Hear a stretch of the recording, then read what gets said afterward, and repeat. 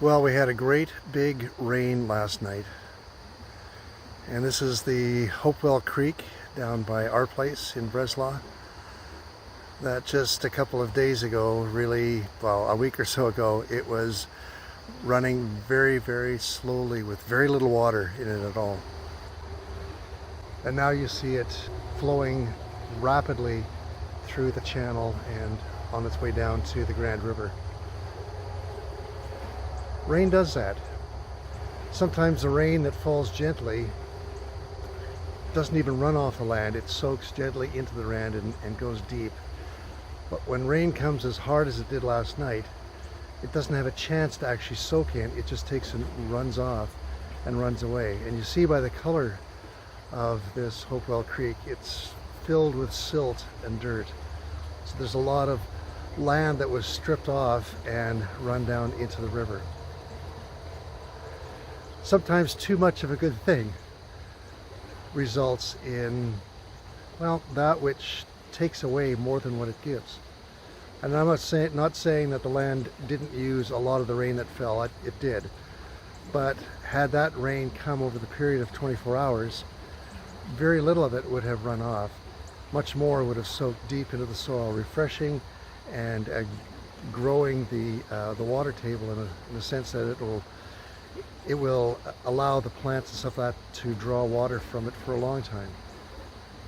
I remember years ago being a part of a mission organization that had some fantastic things that happened. In fact, they ultimately changed my life in all sorts of ways.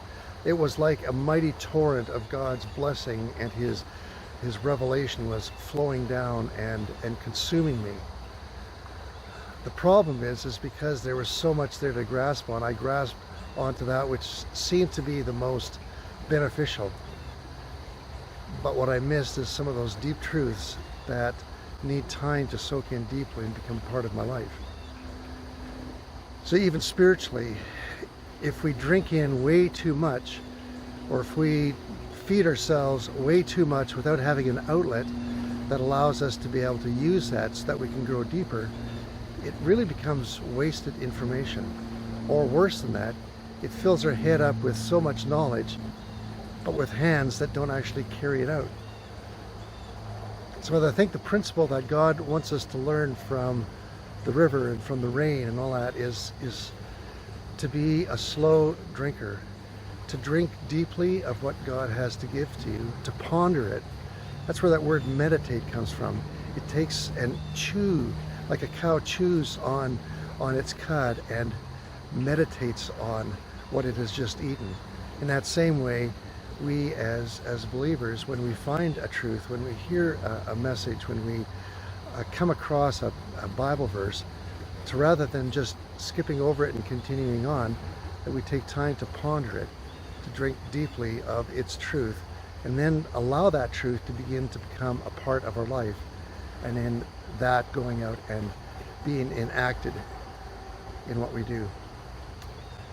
Well, may that be an encouragement for you to enjoy the spiritual rain that God sends, but also a caution that we don't continue to just wait for the shower, that we actually use the wonder of the water that has come and allow that to sink deeply into our lives, to become a part of our life, so that we act differently as a result of it.